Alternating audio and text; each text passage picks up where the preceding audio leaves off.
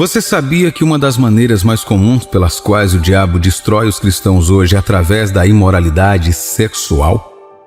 A bênção de Deus está na atividade sexual saudável porque estabelece a unidade no lar, fortalece o vínculo de amor entre o casal e solidifica o alicerce do lar onde Deus pode ser adorado.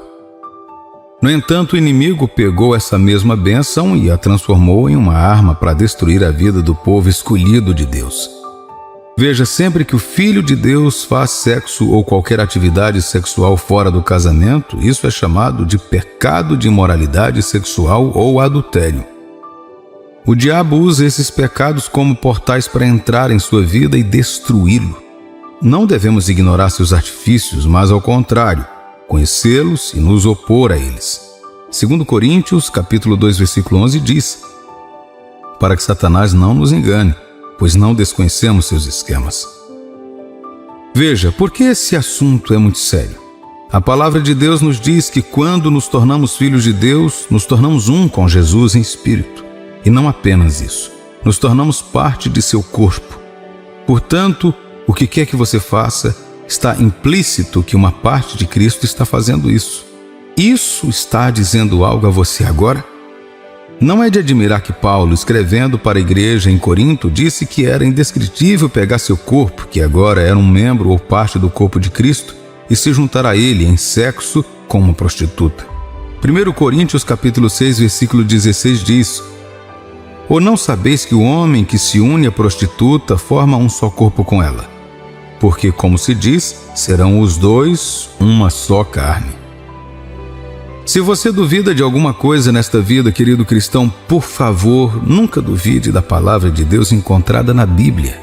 Todos podem apresentar sua própria opinião sobre o texto escrito e o que acham que está errado com ele, e porque sua própria perspectiva pode ser melhor, mas não caia nessa. Há uma verdade que dá vida às páginas da Bíblia e está disponível para todos que abrirem seus corações para ela.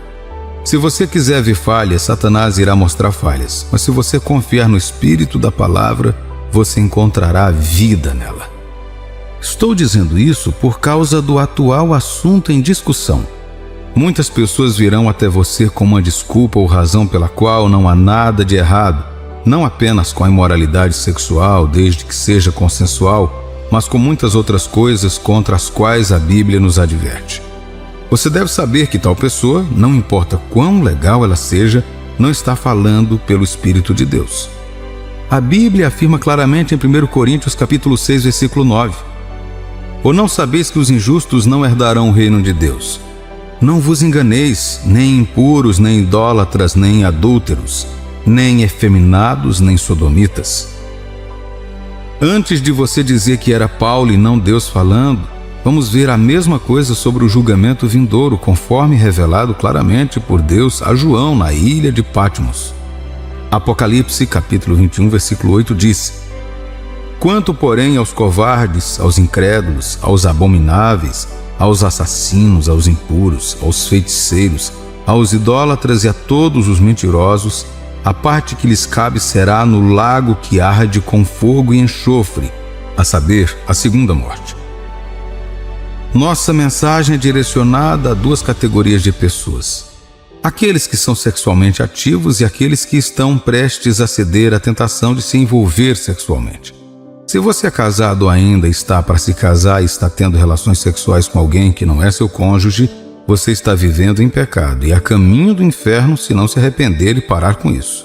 Se você está pensando sobre isso ou praticando secretamente por meio de contos eróticos ou pornografia, você já está se abrindo e se preparando para a destruição pelo diabo. O mistério do sexo é que, com quem quer que você se envolva sexualmente, você se torna um com essa pessoa.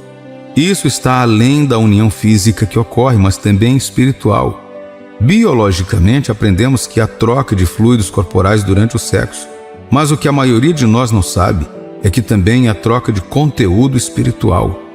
As pessoas falam apenas sobre doenças sexualmente transmissíveis e usam isso para alertar sobre a abstinência.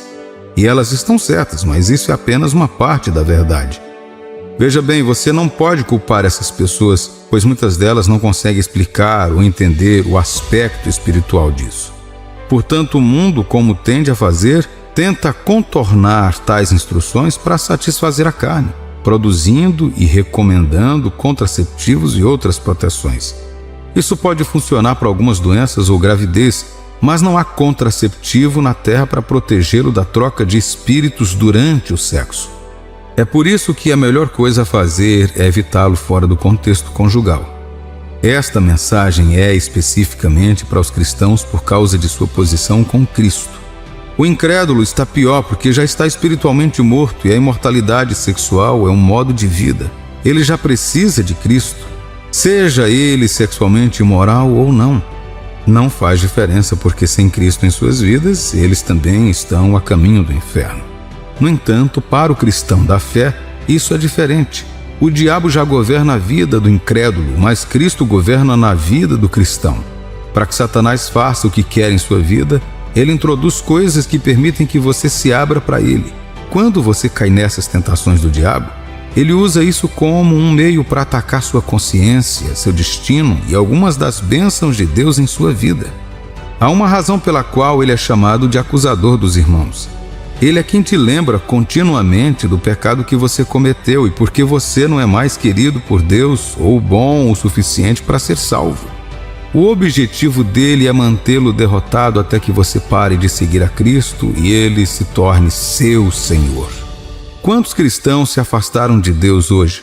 Não por causa dos pecados que cometeram sozinhos, mas por causa dos ataques que o inimigo fez em suas consciências através das brechas que esses pecados criaram. Você deve ter cuidado, querido cristão. Se você tem vivido um pecado sexual, não espere mais para parar com isso. Considere isso como um sinal de Deus para que você tome essa atitude. Ou talvez você tenha feito isso e esteja confiando em Deus para parar, pois você não sabe como fazer. Certifique-se de prestar atenção até o fim desta mensagem. Isso também é para você. Reunimos este material em espírito de oração, confiando em Deus para ajudar todos os que ouvem a experimentar o poder salvador de Deus para se libertar da imoralidade sexual. Os pecados sexuais são armas destrutivas que o inimigo usa contra os cristãos porque ele sabe que quando alguém que é da fé entrega seu corpo a um parceiro com quem não é casado, ele polui seu corpo. E por que isso é um pecado grave? Veja, além de nossos corpos serem uma parte do corpo de Cristo, que supostamente é santo e puro, quando nascemos de novo, nossos corpos se tornam a morada de Deus por meio do seu Espírito Santo. 1 Coríntios, capítulo 6, versículos 19 e 20 diz: Acaso não sabeis que o vosso corpo é santuário do Espírito Santo que está em vós, o qual tendes de parte de Deus e que não sois de vós mesmos? Porque fostes comprados por preço. Agora, pois, glorificai a Deus no vosso corpo. Você não é mais dono de si mesmo, meu amigo. Deus comprou você. Com o quê? Com o sangue de seu Filho, Jesus. Quando Jesus estava morrendo naquela cruz, ele estava fazendo isso, dando sua vida em troca de você. Por quê? Porque Deus te ama muito. A única coisa que ele pede de você agora é viver para ele. Ele morreu por você e agora quer que você viva para ele. Ele quer que você permita que a vida dele encontre expressão através de você. Agora, por meio do Espírito Santo, toda a divindade vive dentro de você.